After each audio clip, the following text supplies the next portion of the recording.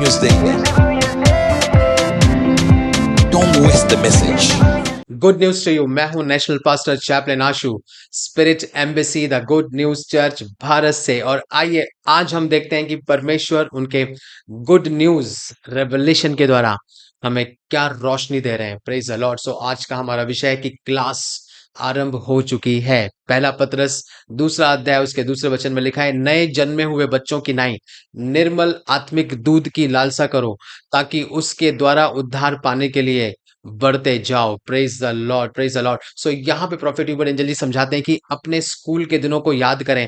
हर बार जब आपने एक क्लास पूरी की तो ऐसा लगता था कि जैसे आपने समझ का एक उच्चतम स्तर प्राप्त कर लिया हो, लेकिन फिर भी आपको अगले स्तर में प्रवेश करना होता था। यानी कि जब आप एक क्लास से एक कक्षा से दूसरी कक्षा में जाते थे तो आपको लगता होगा, okay now I am gained something, मुझे काफी ज्ञान आ गया है और अब मैं परफेक्ट हो गया हूँ। लेकिन फिर आपको मालूम पड़ता है कि अरे फिफ्थ के बाद सिक्स स्टैंडर्ड है, फिर सेवन्थ स्टैंडर्ड में जाना है, फिर टेंथ में जाना है, अरे फिर इलेवेंथ करना है, फिर ट्वेल्थ करनी है, हालेलुया, और उसके बाद कॉलेज करना है, फिर डिग्रीज करनी है, फिर मास्टर्स करना है। क्यों?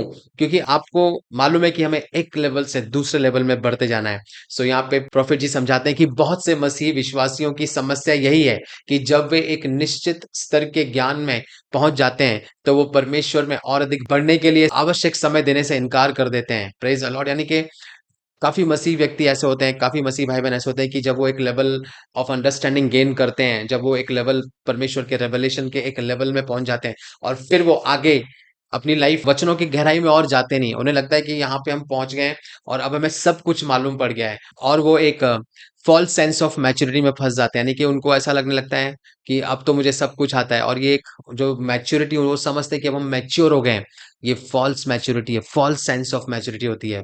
Praise the Lord. सो यहाँ पे प्रेरित पतरस हमें बताते हैं कि जैसे शिशु दूध के बिना नहीं रह सकता, वैसे ही परमेश्वर की संतान होने के नाते आपको उसके वचन के दूध की लालसा करनी चाहिए। यानी कि आपको, जैसे एक शिशु कैसे दूध को हमेशा ढूंढता है, वो दूध की लालसा करता है, ऐसे ही जब आप मसीह में आगे बढ़ते हैं आप और दूध की लालसा करें और वचन में बढ़ें और वचन की गहराई में जाएं। मतलब आपके अंदर ये चाहत होनी चाहिए कि मैं वचन को और भी गहराई से जानूं। Praise the Lord.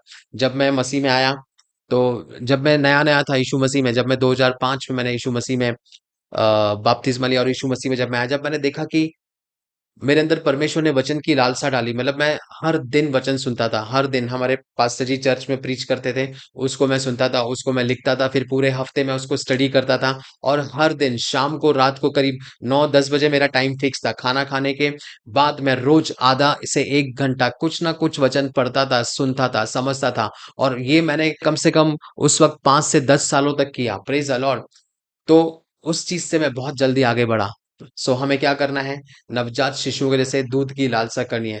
जैसे दूध हड्डियों को मजबूत करता है और नवजातों को ऊर्जा देता है, वैसे ही परमेश्वर का वचन आपको मजबूत करता है, वो आपको स्ट्रेंथ देता है और शत्रु के आक्रमणों का सामना करने की शक्ति देता है। Praise the Lord. पवित्र शास्त्र पढ़ने के लिए आप समय निकालना सीखें, और इस प्रोसेस में, इस प्रतिक्रिया में अपने मन और अपनी स्पिरिट को, अपनी आत्मा को आप आज से विकसित करें। Praise the Lord. आइए हम भविष्यवाणी की घोषणा बोलेंगे। मैं परमेश्वर के अचूक वचन की सामर्थ से पूरी तरह सुसज्जित हूं, और इसका अर्थ है कि मेरे पास शैतान की चालों से बच निकलने की पूरी क्षमता है। मैं आज विजयी हूं यीशु मसीह के सामर्थी नाम में। आमीन। Good news to you and God bless you.